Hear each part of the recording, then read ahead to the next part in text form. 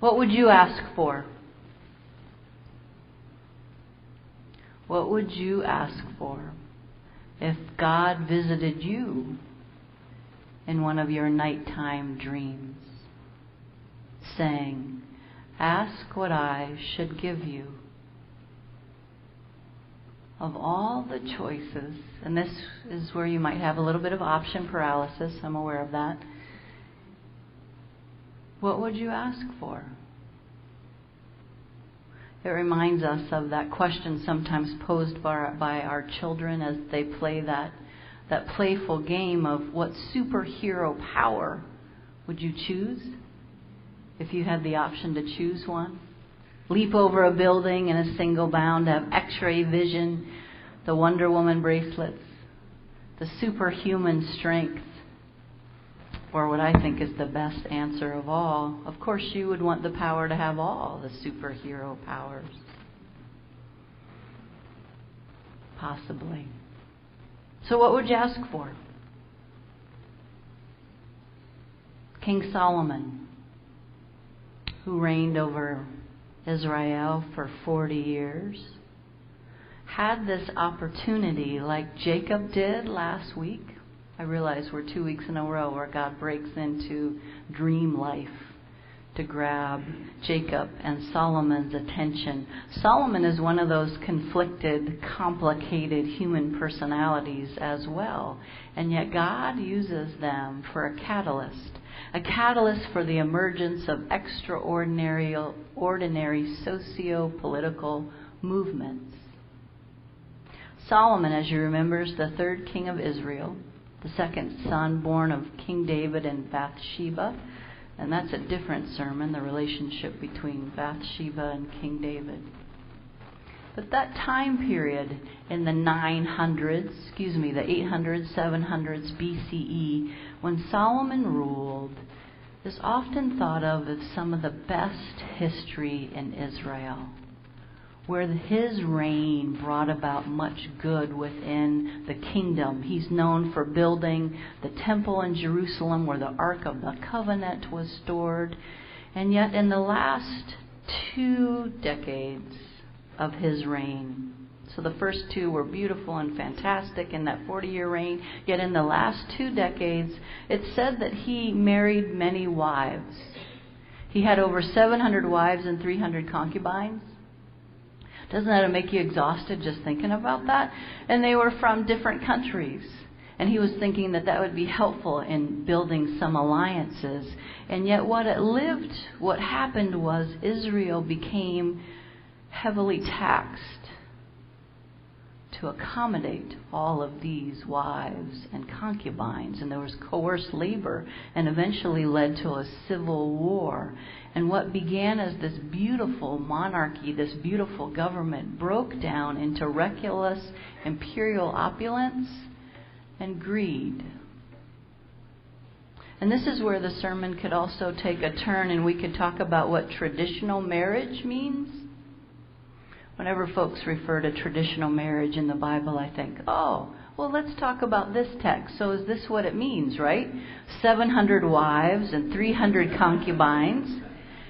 And then would we also talk about the moral responsibility of making sure that there is enough shelter and food and health care for all of those folks and their children, not only to survive, yet to also thrive and flourish? But let's weave back in to King Solomon, who is flawed, and yet God still works through him. Solomon has these beautiful leadership gifts, and Solomon over the 40 years learns that his gifts are not just for himself. His passions are not just for himself, they are for an entire people that he rules. It isn't about his need and his greed, although he went down that path later, which makes him so complex, but it's for the people that he rules. So God breaks into his dream, and it makes us wonder, does God truly reach out to us in those ways as well? I had the most amazing dream when I was up at the Petersons Lodge, My granny, who passed away about 12 years ago, swung in for a visit.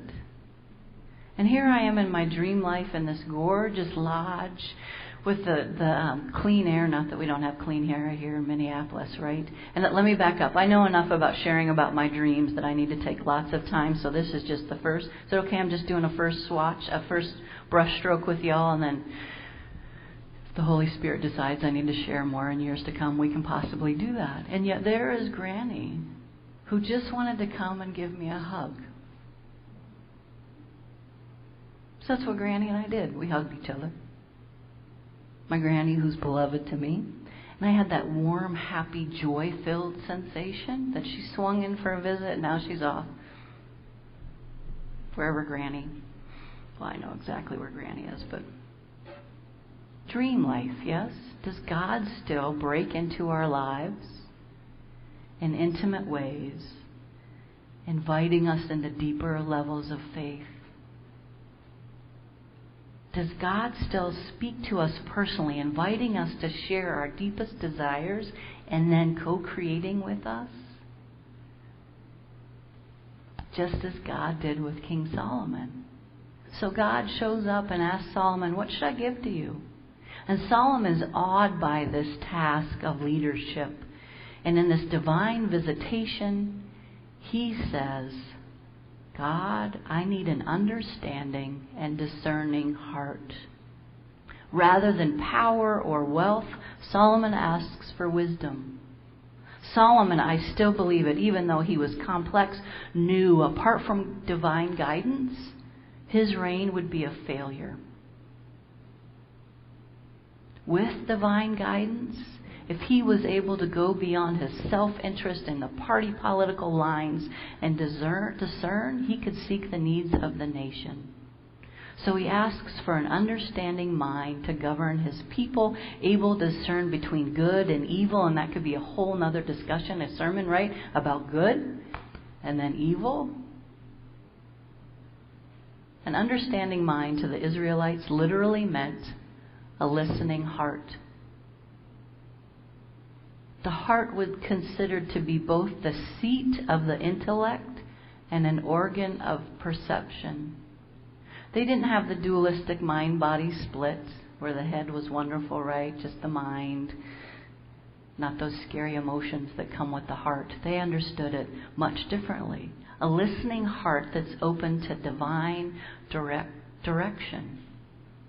There was a holism there. The mind, the body, the spirit were congruent and in alignment and became an anchor. Solomon asked for a listening heart. He was trying to be in alignment with God's ways and God's desires for him. Just as we are a people who go to a chiropractor. Anybody go to a chiropractor? Massage therapist. I'm excited when we're going to go to Seattle soon. I'm going to see my doctor of osteopathic medicine who puts me all back in, mind, body, spirit, energy, the whole thing. Not to get too woo-woo or Pacific Northwest on y'all. But yes, we go to those places so that we can be put back into alignment. And we know enough about mind and body and spirit that when our physical body is in alignment, we have an opportunity to be core and balanced. Yes, there's a tension with balanced. And it's the same way as a people of God that our alignment is constantly discerning how we are in our morality and our ethics in alignment with God's ways and God's desires for our lives. And we do that by practicing a listening heart, listening to spirit. How do we do that? Solomon gives us 2 different keys today. There's a whole bunch more, but we're going to focus on 2. The first is, how do we practice a listening heart? We acknowledge our history. That we are not in this journey alone. God has been and always will be present and at work in our lives. Solomon did a bit of an African American tradition, the roll call, of giving thanks for the people that came before him. Solomon gave thanks for his father David, who God had a great and steadfast love. Solomon didn't just arrive on the scene, this self-made man, right? Elizabeth Warren famously said a while back when she was talking about people who have a bit of money that they just didn't get it on their own, that if they owned a factory, they had people who worked in the factory that if they drove to the factory, that they got to drive on roads that other people's taxes helped provide for, and they got to have education. Yeah, y'all with me? That we are all in this together, and that each of us has our own sphere of influence because other people have gone and paved the way. I'm acutely aware this morning that I am a woman standing here in the pulpit. We may think as progressive Christians, oh, how lovely that is, most days. But I'm acutely aware that there are other traditions where that still is not a reality. So it's part of my responsibility and my privilege and ours as well to work towards other people being able to share their gifts and their passions that are given to them by God, no matter their gender, their sexual orientation, whom or who they love, or the color of their skin. That we are paving the way and helping people be lifted on to shoulders just as other people did for me. Amen. Congregation in a nice Minneapolis, Minnesota way, yes? That we are all in this together and dependent on one another. And that when we have access to education and health care that's quality and we can take care of our bodies to remain in alignment, mind, body, spirit, following God's way, we thrive together as a people of God. So Solomon reminds us the way we cultivate that listening heart is to acknowledge our history and that one day we too will be someone else's history. Secondly, we cultivate a listening heart. And I know it's summertime, right?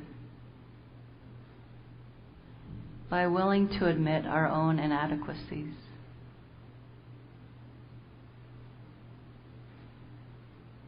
I don't do that very well. Right? Don't we all have it together? Fake it till you make it. Anybody else grow up with that one? Oh, maybe that was just my family. Which there is a time where that is rather helpful.